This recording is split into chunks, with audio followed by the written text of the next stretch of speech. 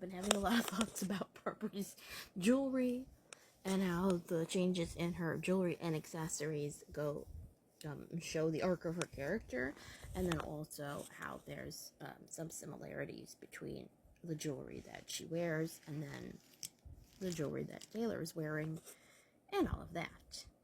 Could it be related? I don't know. So this is how it starts. She's in this. I have a better picture of this specific jewelry here, which also I need to talk about why is she giving the lesbian salute to the pilot. This is like very Daisy-ish, very artificial plasticky jewelry. Daisies, of course.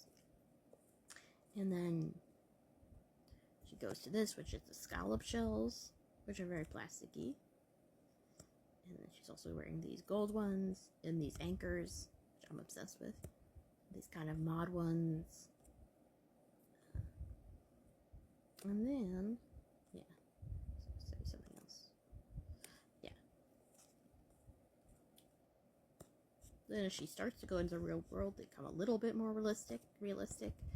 And then they're neon, when she gets to Venice Beach. Neon sort of blue side hoops. So, still somewhat realistic, but still kind of cartoony. And then, when she has this big moment of like contemplating death and crying, then she has very realistic, like kind of earrings on that are these silver ones that more like kind of every day you would see someone wearing. And then as she goes back, her earrings kind of get smaller and more naturalistic. And interestingly, she's, the OG Barbie starts off with very naturalistic jewelry, and then it kind of becomes more and more cartoony.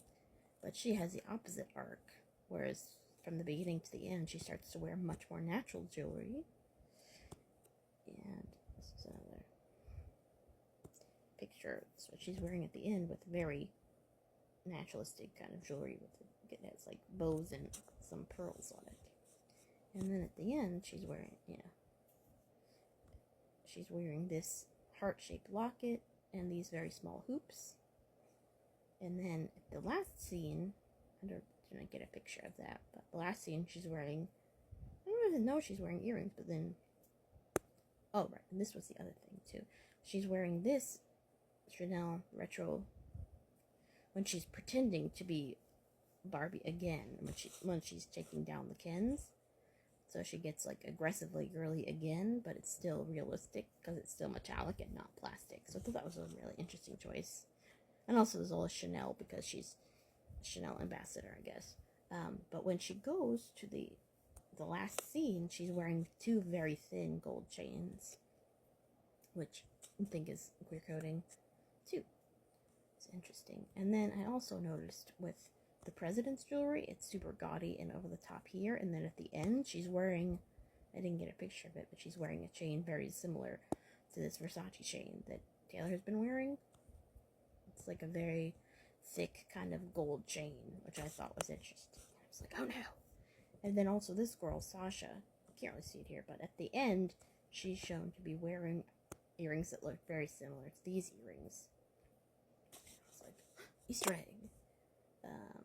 So this is, again, it's Miss Oma, and it's this kind of like a scalloped heart. Woo! Which, of course, reminded me of this bejeweled Exile is Ending locket. The scallop heart. And then this one she's wearing this butterfly one, and also, there's another one. This one. This Versace flower necklace. And both of those sort of echo that Chanel one of the sort of cartoonish femininity, but still metallic.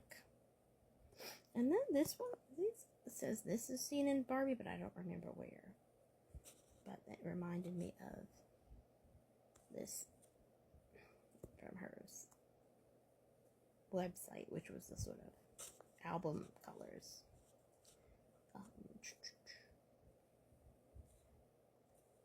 And then this also was in the Lover photo shoot, and it reminded me of these pink rompers.